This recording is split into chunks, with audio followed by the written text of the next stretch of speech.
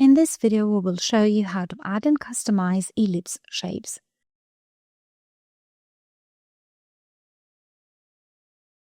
As already mentioned in previous videos, all ready-made shapes can be found under the Shapes section.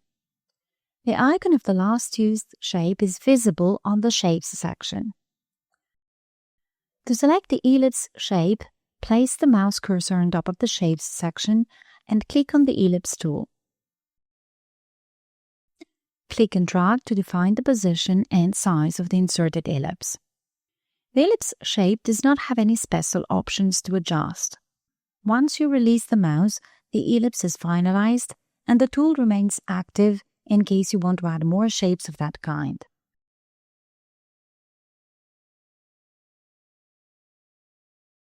When you're done, right-click to release the tool or click on the rectangle selection tool. Have in mind that you can easily edit the ellipse shapes using the node editor. Notice that when starting the node editing mode, any of the ellipse shapes has only two nodes. One node is on the outline, which can be used to dynamically edit the ellipse as easily as you created it in the first place. The other control point is located at the center of the ellipse and can be used to move the shape. There aren't any normal nodes, as in any shape designed manually.